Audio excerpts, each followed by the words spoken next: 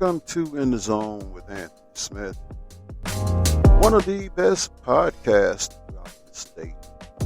And I'm in the state of Kansas. I reside in the state of Kansas. Of course, I have to give credit where credit is due. There are some people that got me started in podcasting or were influential in me starting podcasts. Some of them I speak to on a regular basis or I chime in on their social media page.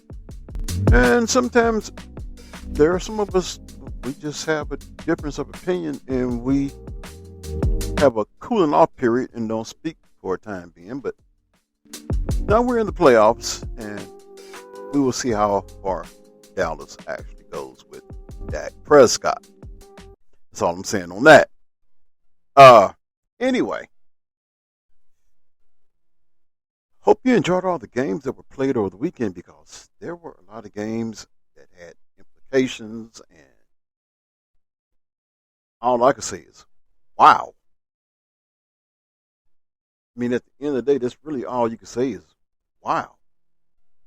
The games pretty much lived up to the hype, so to speak.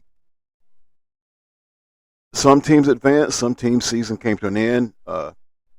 Coaching legends were made, and some coaches, well, let's just say they received their fate. That's all we can say. And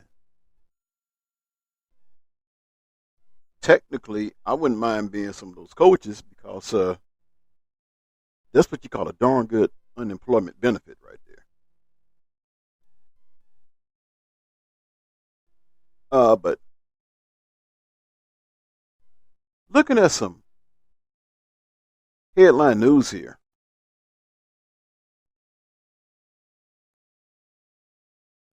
There are some head coach openings.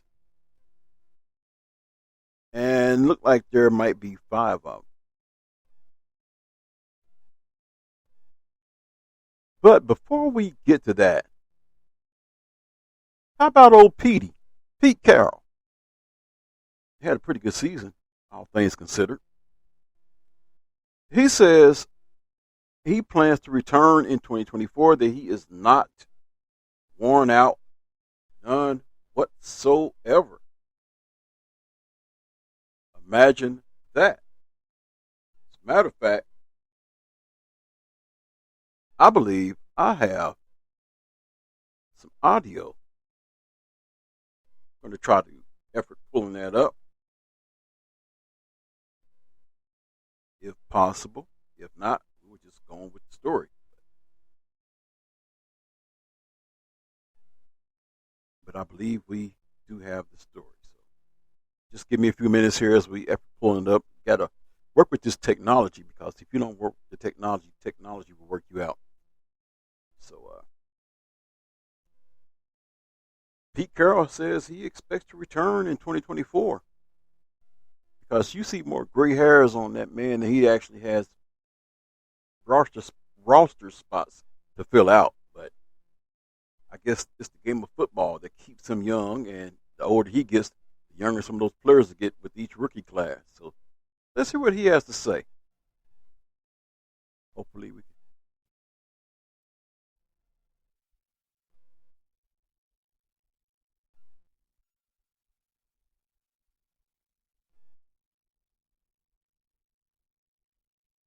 I don't know if you caught all that.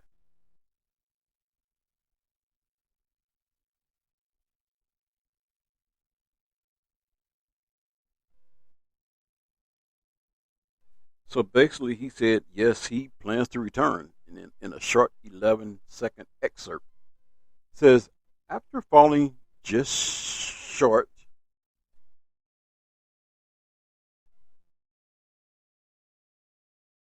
I don't know where that came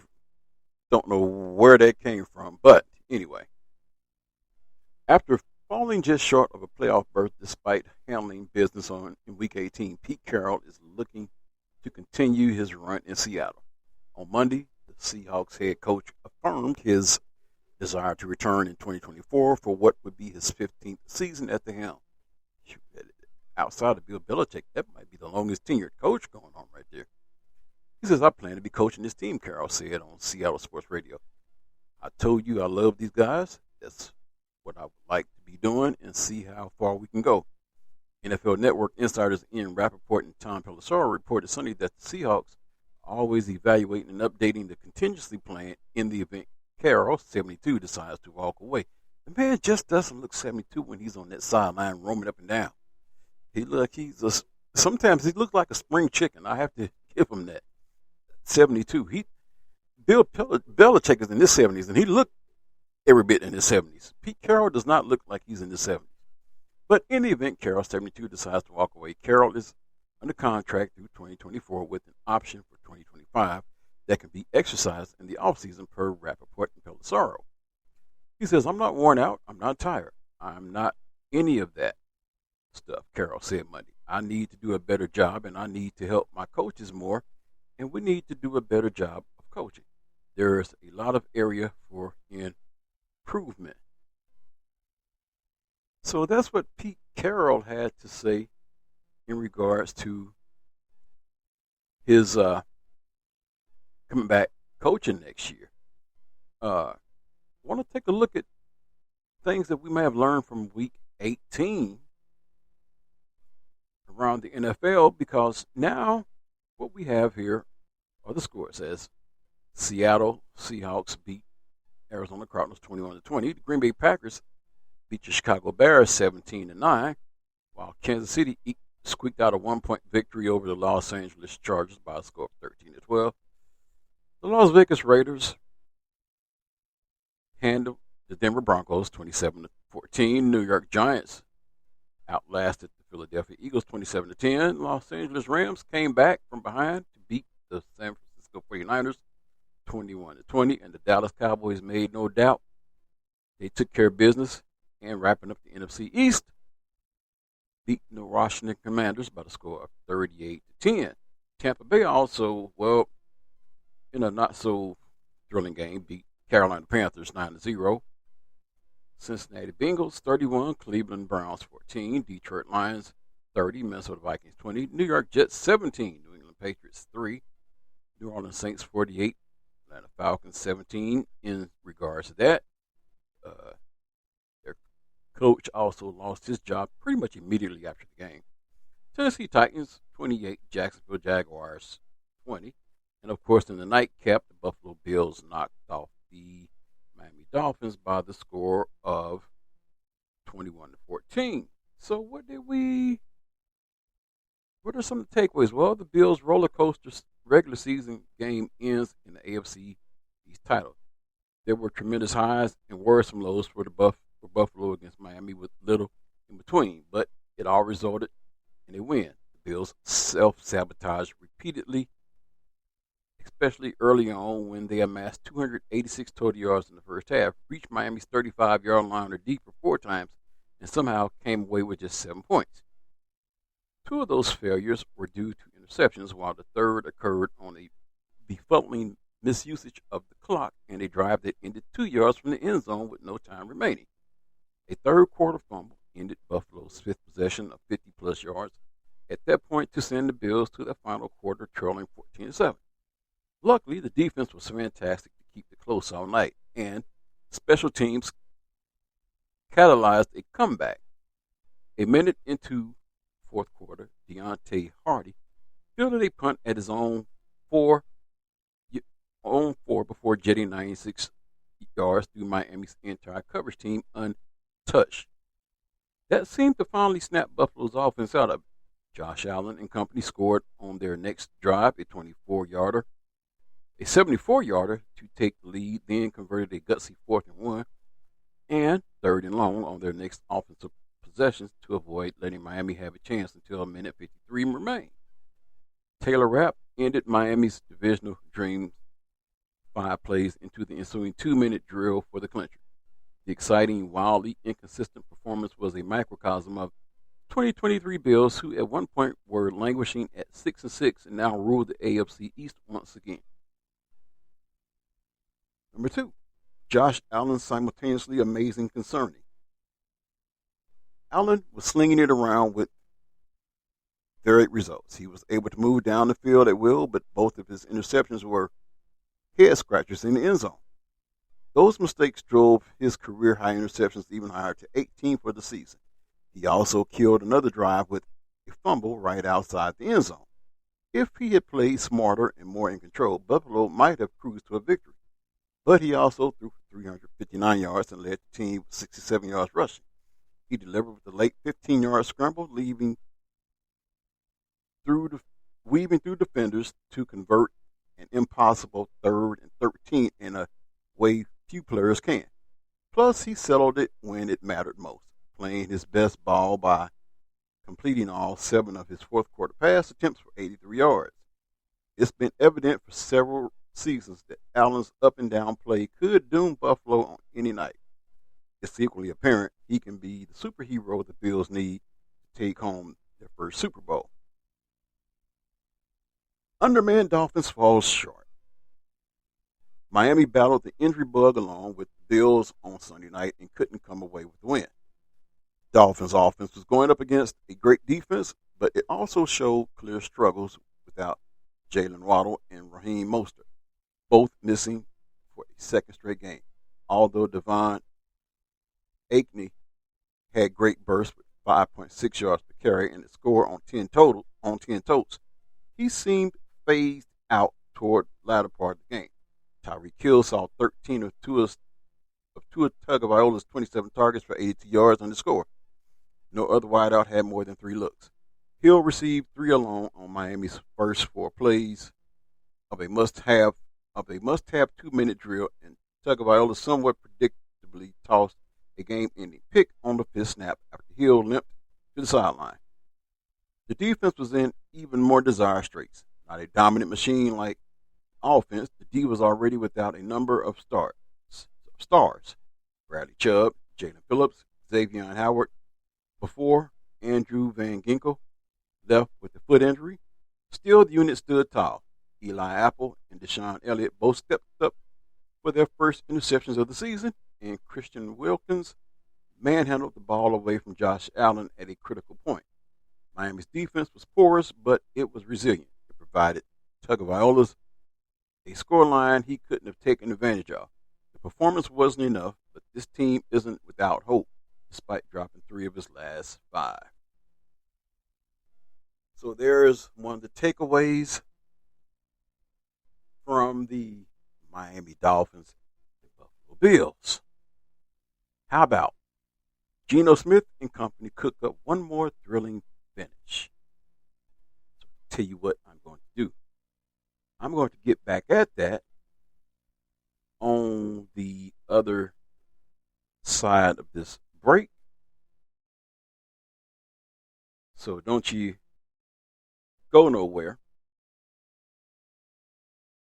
as you are locked in the zone with Anthony Smith on Monday evening.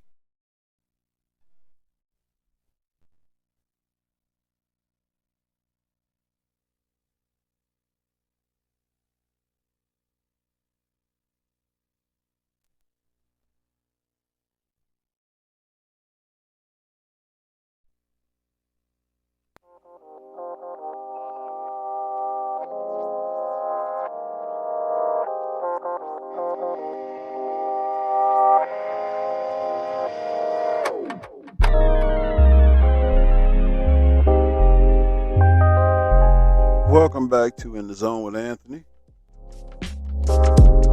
It is a dreary Monday evening, rainy, cloudy, winter storm predicted. Don't know when it's going to get here. Gotta work today. But this, what I'm doing right here, is not work. This is called entertaining you, the listener. And hope you are thoroughly entertained and getting all this information that you need. Matter of fact, we have Championship Monday tonight. Championship. Michigan versus Washington. Be interested to see who you guys think come out on top. It's a head scratcher for me, but I'm going to go ahead and go with Michigan.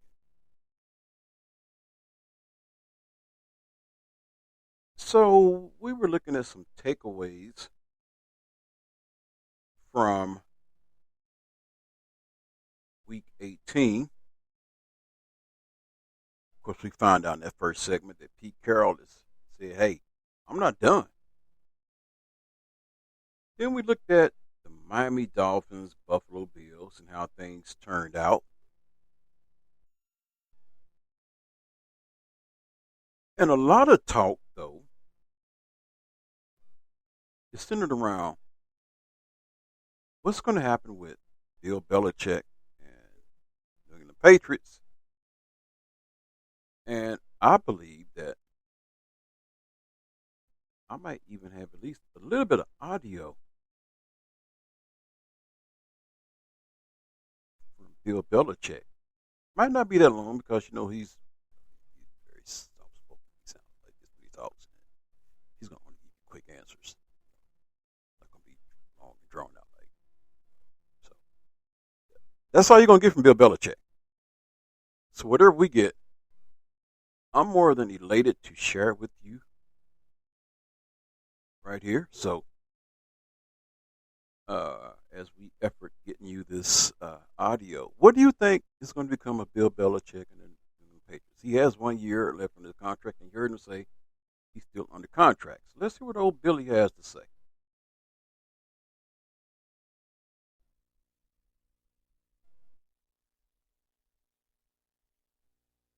Staff, entire organization, and not anything that any of us are in any way content with.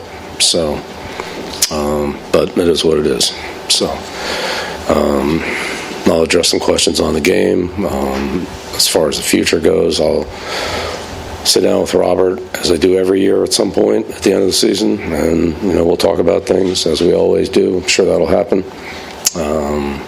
But that's really about all I have to say about that right now, because there's nothing else to talk about. It's our understanding that you're under contract for next year. Is it your hope to come back? And I just finished the game with the Jets, Phil. This is put everything I had into it this week and try to prepare our team the best I could to play in it. And like I said, that's all you're going to get from Bill Belichick. Straight and to the point is what you're going to get. So there is other news floating around, and I might even get to some highlights. But right now, most importantly, is getting you this news here. So we learned that Arthur Smith was terminated. His service was terminated pretty much shortly after they lost their game to the New Orleans Saints. That was a no-brainer. We seen that coming.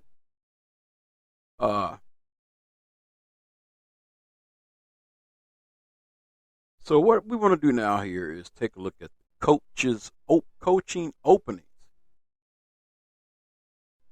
because there are at least several openings. NFL owners can only dream of what the Houston Texans got last January. Home run head coaching hire who has transformed the culture of the franchise, developed a young talent field roster, and won the AFC South in year one. Of course, the Texans cycled through 2 straight one-and-done head coaches before they hired DeMeco Ryans, which stands as a cautionary tale for how badly owners can mismanage the most crucial hire they can make. Early in the 2023 season, it seemed likely we would have an avalanche of openings, certainly many more than the 5 jobs that were open in last year's cycle, particularly because this campaign saw 3 in-season firings, a relative rarity. But some teams that were thought to have coaches sitting on hot seats righted themselves, and their respective head men are staying put as a result. As ever, the same handful of candidates are likely to get long looks for many of these jobs. Hello, Ben Johnson, offensive coordinator for the Detroit Lions. And the hiring cycle may feel more extended than in the past because the league has put into place restrictions on when teams can start interviewing outside candidates, in the hope that slowing down the hiring process will prompt owners to consider a wider array of candidates with whom they are less familiar, especially coaches of color.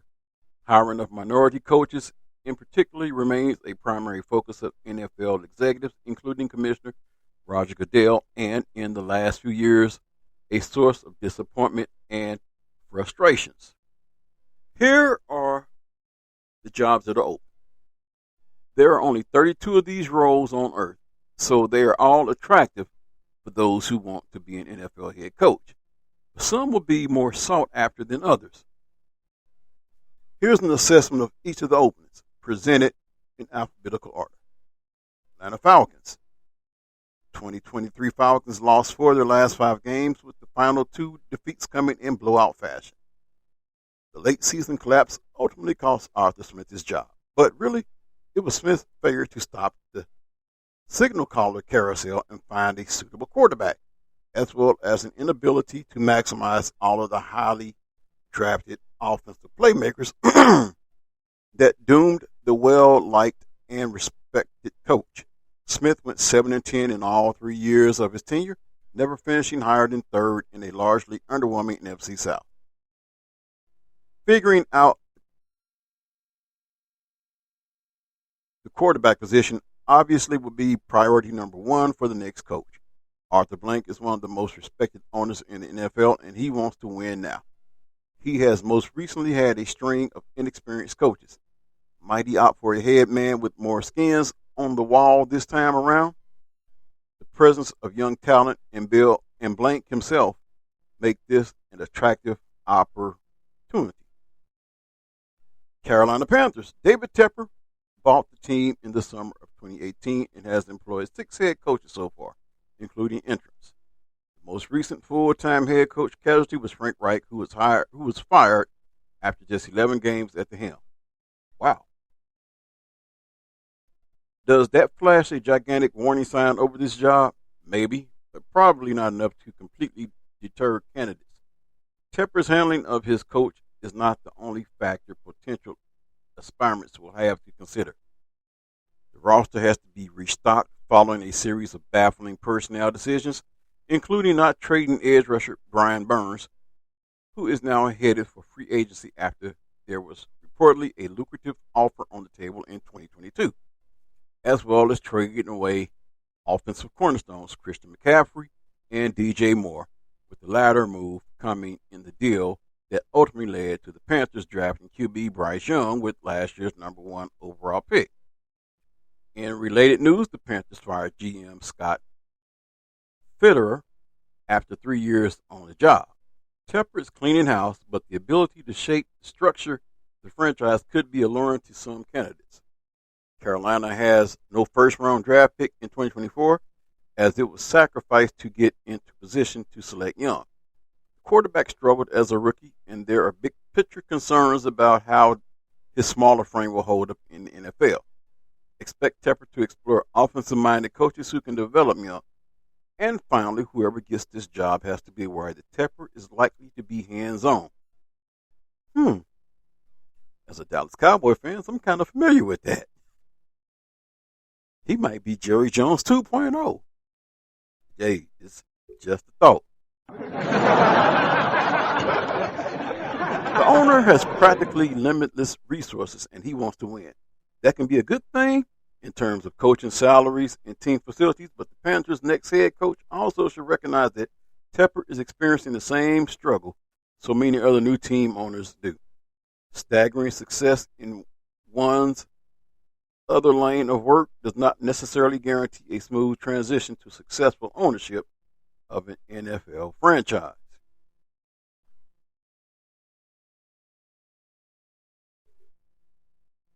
Las Vegas Raiders. Mark Davis has a penchant for big-name coaches. See John Gruden, Josh McDaniels. But if he regrets not retaining Rich Bischotta after the well-liked and respected interim led the Raiders to a playoff berth in the wake of Gruden's sudden resignation in 2021, that might influence Davis' decision about retaining current interims Antonio Pierce and Champ Kelly as head coach and general manager, respectively. After taking over for the fired McDaniel at the beginning of November, Pierce rallied the Raiders, and brought some positive energy to the building. And he kept the team in the playoff race until Week 17, posting a 5-4 mark in his 9 games at the helm. Star players like Max Crosby and Devontae Adams have lobbied for Pierce and Kelly to be retained. If Pierce becomes the full-time head coach, a premium will be placed on hiring a top-notch offensive coordinator. But looming out there is a big question. Is Jim Harbaugh coming back to the NFL? He is a former Raider assistant who had a good relationship with Mark's father, Al Davis. Harbaugh's success as a coach at Stanford, at Michigan, and getting ever so close to a championship with the San Francisco 49ers could make him a leading candidate for multiple jobs. But he would be especially well suited to make the big decisions that need to be made about the Raiders' offense, what to do about the starting quarterback, and what to do about the future of Adams and Hunter Renfrow, well-paid veterans, and Josh Jacobs, headed for free agency. Tell you what I'm going to do. No, I'm going to go ahead and finish this. Then after I finish this, I am going to take a break. Next up, Los Angeles Chargers. Their 2023 record is 5-12. I don't know what can give you the records for the other teams, but oh well. If you follow football, you know what the records were. If the most attractive NFL jobs are the ones that come with a franchise quarterback, then the Chargers should have their pick best candidate. No other current opening offers a signal caller like Justin Herbert, which is why the biggest names available will likely be linked to this job. That said, it will be interesting to see if the Spanos family is willing to pay top dollar for a sought-after coach. For what it's worth, team president John Spanos said will be no limitations on the hiring search. Chargers are also hiring a new general manager, which could be a package deal with the new coach, giving the coach significant influence over the direction of the team. There is considerable talent on the roster, but also some big decisions ahead for the new regime. Austin Eckler will be a free agent, and names like Keenan Allen, Joey Bosa, and Khalil Mack are all set to carry high cap figures in the 2024 season.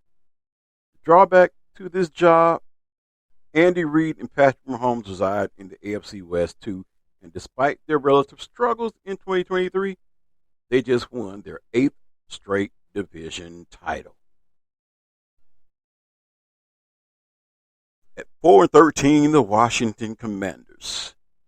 This job has been open on a fairly regular basis over the past quarter century, but it hasn't been this attractive in a very long time. This is new owner Josh Harris's first opportunity to reset the franchise he took over just before training camps open in 2023. And one looming question is just how far he will go in cleaning house. Will he focus on the football side first, or will the business side of the franchise also undergo an overhaul? Harris has a track record for success with the NBA's Philadelphia 76ers, NHL's New Jersey Devils, that suggests the Commanders, once one of NFL's gold standard teams, are finally poised for victories and respectability again. Adding to the allure, Washington has the 2nd overall pick in the 2024 NFL Draft, giving the new regime the opportunity to select a franchise quarterback. This is one of the most intriguing jobs in the NFL because we'll learn a lot about Harris and his vision for the team. Harris has already indicated he is willing to go outside the box as he hired former NBA Executive of the Year Bob Myers. Myers knows how to build winning organizations. Look at the Golden State Warriors. But this sudden entry into the NFL is a stunner.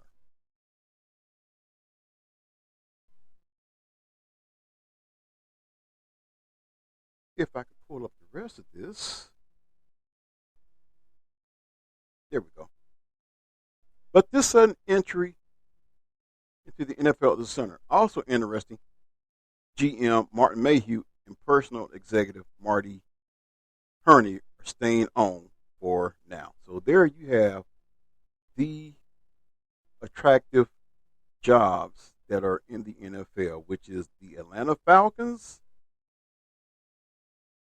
Carolina Panthers, Las Vegas Raiders, Los Angeles Chargers, and the Washington Commanders. So I hope you learned a lot in that segment about these job openings.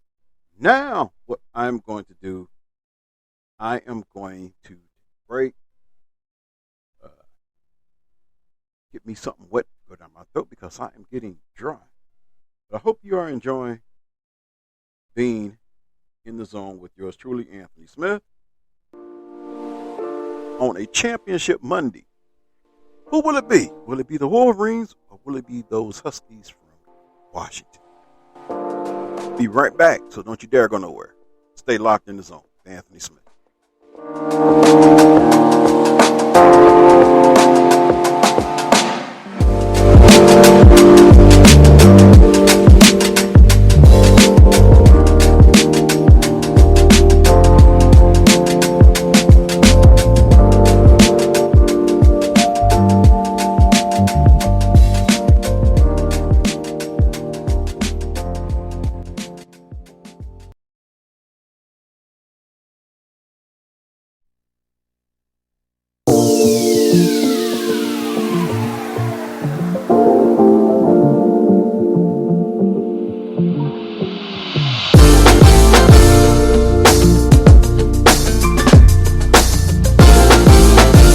Welcome back to In the Zone with yours truly, Anthony Smith, on a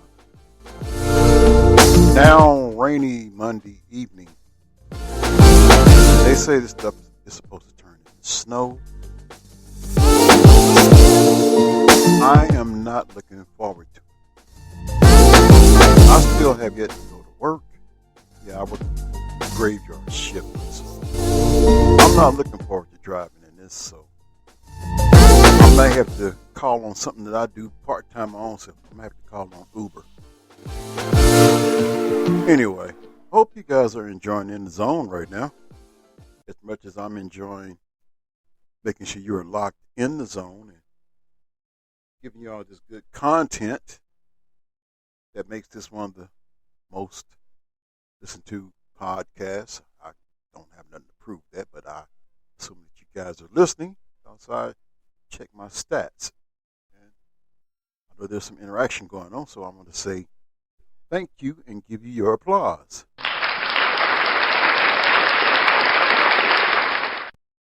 That was for you, not me. Trust me. Anyway, we're going to go back to the NFL because there is still a lot going on. We just wrapped up the regular season. Now we have the playoff picture in view, and Saturday is going to be one of those super wild cards. I don't know how they come up with it, but it is what it is. It's called Super Wild Card. And what I want to do is look at some news. Of course, we know how things shaped out with the New York Jets, so to speak. Well, one of their players has spoken out. Jets wide receiver Garrett Wilson on 2023. He says, what happened this season can't happen again.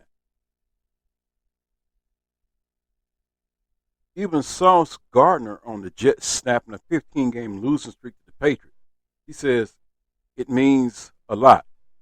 Even though this is not the Patriots team that we know, they say it still means a lot to snap 15-game losing streak.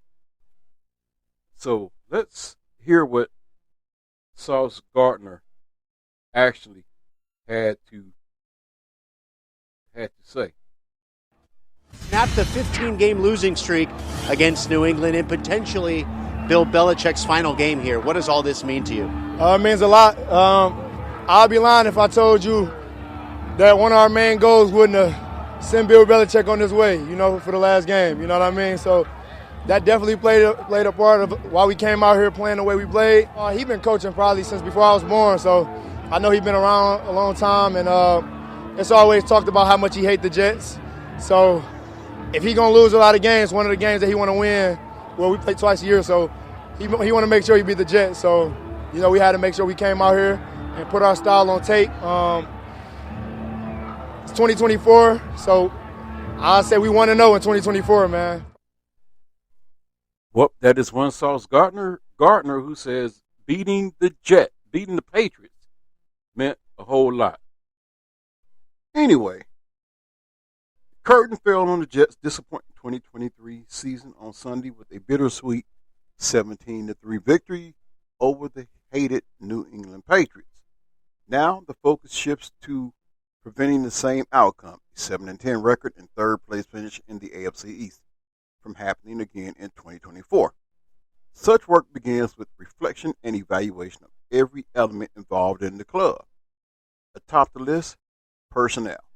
While head coach Robert Saleh admitted on Monday that he and general manager Joe Douglas will need to talk about the backup quarterback situation behind Aaron Rodgers, the veteran is expected to return as the team starter in 2024. My expectations for him are no different, Saleh said of Rodgers. I just watched him carve us up over the last month playing scout team. So he still has all kinds of juice, energy, arm talent. I think he's going to come out with more fire. But my expectations for him is just to be him. Douglas told reporters Monday that there is a high probability that the team will be in the market for a veteran backup behind Rodgers, per ESPN. Regarding a potential Zach Wilson deal, Douglas said he always listens to trade calls as it pertains to the staff. They should have been listening to some trade calls this year.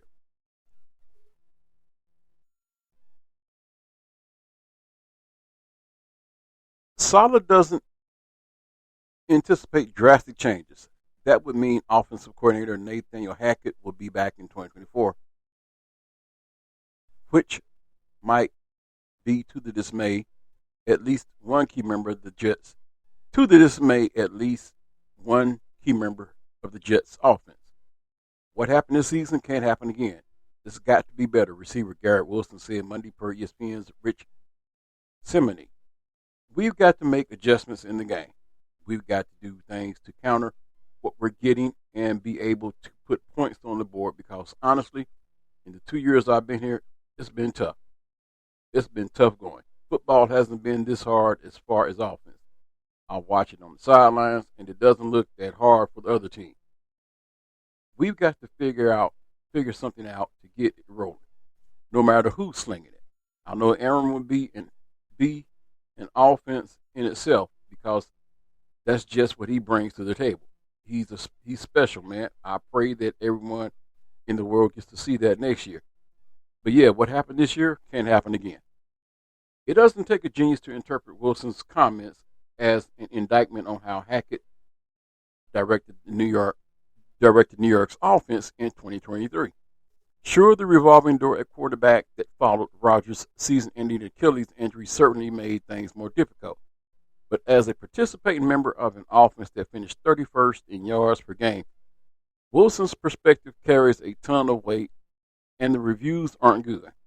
Hackett's long-standing relationship with Rodgers muddies things, of course, and with Saleh stating he expects all of his coordinators to return, it seems as if the only path forward includes more collaboration and perhaps more adjustments on Hackett's part. That could prove vital for New York's chances in 2024, a season in which Rodgers acknowledged Monday will be pivotal for the club and all parties certainly currently involved. Obviously, we're all going to be on the hot seat next year. It's going to be an important year for all of us, Rodgers said. And I love that. I think it's fantastic. We should approach that every single year. It's a, what have you done for me lately? If you have a down year or a bad year, there's going to be people calling to move on. And especially when you're 40 years old. So I'm going to go out there and play as well as I can. And obviously, if I have the season I know I'm capable of having, and we have the success I know we're capable of having, then all this stuff takes care of itself. As Garrett Wilson said, Rodgers' excellence provides a team with a powerful engine under center. It will be up to Hackett to fill it with the proper fuel, or else risk spontaneous combustion. And unlike 2023's slow burn, the damage could come in much quicker fashion. It will be up to everyone in the team's Florham Park, New Jersey headquarters to prevent such a disaster. Wow. Those are some very strong, poignant opinions and words. In some more news.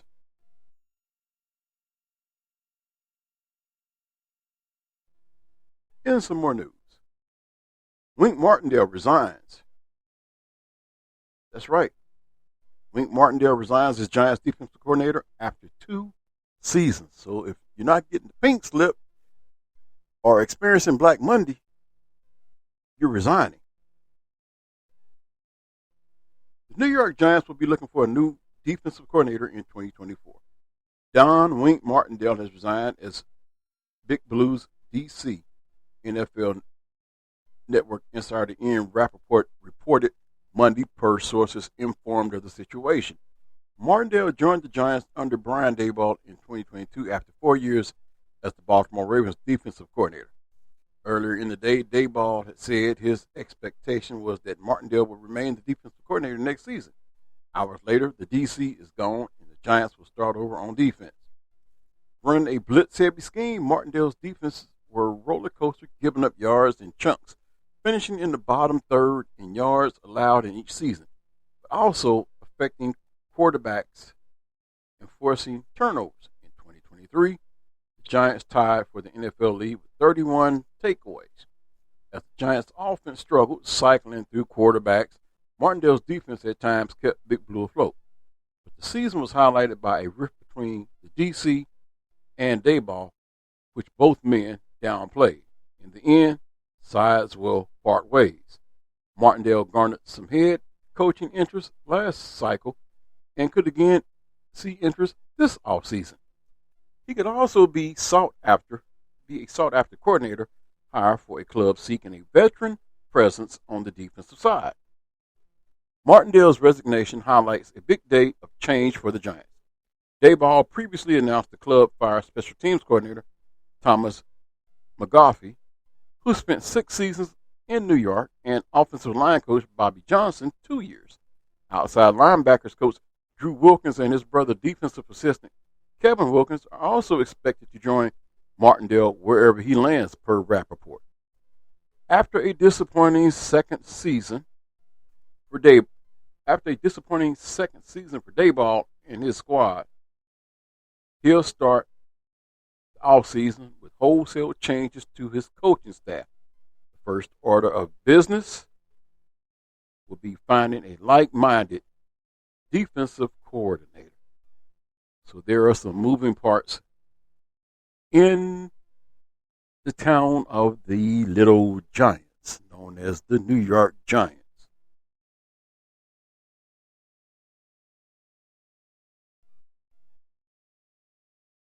Of course, in an earlier report, I gave you the 5 openings that were available in the NFL. Of course, now we know that the Commanders fired their head coach, Ron Rivera, following a 4-13 season. So new Washington Commanders owner Josh Harris wanted to wait until the end of the 2023 season to assess his head coaching situation. He did, and on Monday, the Commanders fired head coach Ron Rivera. NFL Network insiders Ian Rappaport and Tom Pelissero reported per sources the team subsequently announced the news. Today, we made the decision to part ways with Ron Rivera. I want to thank Ron and his wife Stephanie for all they did for the Commanders and DMV community, especially during the ownership transition. Team owner Josh Harris said in a statement on Monday, Ron helped navigate this organization through some challenging times. He is a good man and thoughtful leader who has positively contributed to this organization and the NFL. I wish the Rivera family nothing but the best moving forward. Pelissero reported on Monday that the Commanders have requested interviews with the Lions offensive coordinator Ben Johnson and defensive coordinator Aaron Glenn for the vacant head coaching position, per a source. Rams DC Raheem Morris has also been requested for a head coaching interview, per Pelissero. Harris told reporters later on Monday that he preferred to hire a head of football operations before making a decision on Washington's next head coach. Rivera's ousting comes after the Commanders' 8th consecutive loss, a 4-13 season, the worst in the 62-year-old head coach's 4-year run. Rivera's tenure in Washington, D.C. ends with a 26-40-1 overall record, 1 playoff appearance, 1 NFC East title, and 0 winning seasons. I want every Washington fan to know how much I appreciate your unwavering support, Rivera said in a statement. Through all the name changes, roster moves, non-football headlines, and seasons that did not meet your expectations, you still stood by this team. We did win an NFC East title in 2020, but we fell short since then. For that, I am truly disappointed. You are loyal, passionate fans, and I only see good things ahead for you all. Thank you to Josh Harris and his partnership group for the past 5.5 months. I enjoyed working with you, and I deeply appreciated the engagement and support you gave me and the team throughout the season. It was evident from the very moment we met that you were going to be a great steward for this team. You have already shown the fans your full commitment to rebuilding this franchise and renewing the unshakable bonds between this team and the entire Washington community. I'm lucky to have known you, and Washington is lucky to have you. In another monumental move for the franchise, the Commanders are hiring 2-time NBA Executive of the Year, Bob Myers, who helped build the Golden State Warriors dynasty, to help run the franchise while also adding former Minnesota Vikings general manager Rick Spielman to a front office role, Rappaport reported on Monday. Sunday's defeat saw the Commanders finish 0-6 within the NFC East, with the added insult of watching the arch-rival Dallas Cowboys celebrate the division title. In the team's first matchup of the season, Dallas throttled Washington 45-10. The Thanksgiving loss to the dismissal of defensive coordinator Jack Del Rio. Rappaport reported on November 23 ahead of the Commanders game with the Cowboys that Harris planned to evaluate Rivera after the season, barring unforeseen circumstances. As the losing streak carried on, the evaluation was clear, with Rappaport and Pelissero reporting on Sunday that Rivera was expected to be dismissed. Though success was a door to find in Rivera's run, it still deserves its own chapter in the franchise's long, tumultuous history. So once again, Rivera out as Redskins. Did I say Redskins? Yes, I sure did. As Commanders head coach. So he's just one of 5 guys to have suffered the fate of the NFL coaching carousel known as Black Monday. Well, that is going to do it for In the Zone. There is so much else I could get to, but I'm not going to hold you like that, as I have to prepare myself mentally to get myself ready for my next phase, which is work a little bit later on. But I hope you have enjoyed today's edition of In the Zone as much as I've enjoyed bringing you all this information on a championship Monday as we get ready to focus on Michigan versus Washington. Once again, this has been enjoyable. So until the next time, take care of yourself and each other. If you're where I'm at, if you have to get out tonight, be safe. Right now it's rainy. Chances are this stuff is going to turn to snow. You don't know what the temperatures are going to be like, so I want y'all to be safe. That way you can always be locked in the zone. Until next time, stay safe. God bless. Yours truly, Anthony Smith. In the Zone. I'm out.